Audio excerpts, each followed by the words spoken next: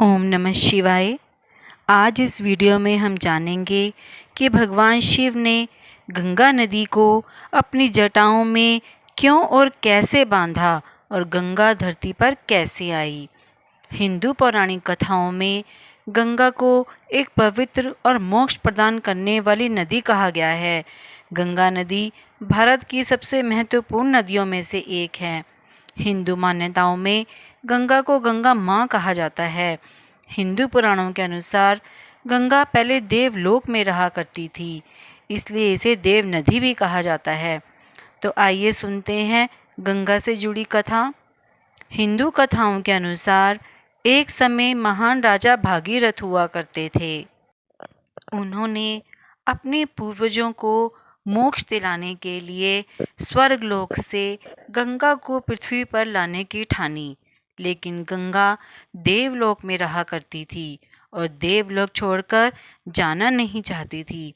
लेकिन भागीरथ ने उन्हें प्रसन्न करने के लिए कठोर तपस्या की।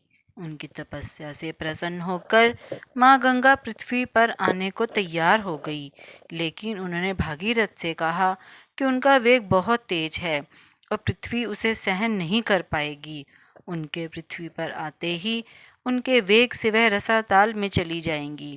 गंगा को पृथ्वी पर अवतरित होने के लिए ब्रह्मा जी ने राजा भागीरथ से भगवान भोलेनाथ को प्रसन्न करने की बात कही।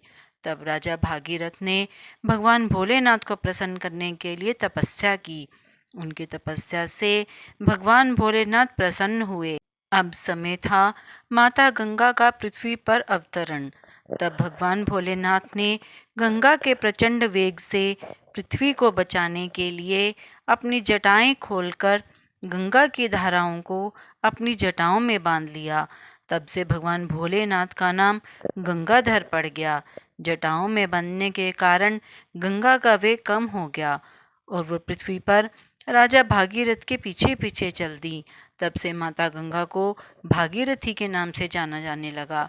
भागीरथ के पीछे पीछे चलते हुए गंगा वहां पहुंची जहां भागीरथ के पूर्वजों की राख पड़ी हुई थी।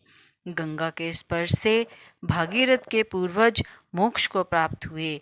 आज भी उस जगह पर मेले का आयोजन किया जाता है। उसे गंगा सागर के नाम से जानते हैं। तो आज हमने गंगा माँ के पृथ्वी पर अवतरण होने की सारी कहानी सुनी। अगर आपको मेरी वीडियो पसंद आई हो तो मेरे चैनल को लाइक, शेयर और सब्सक्राइब करना ना भूलें।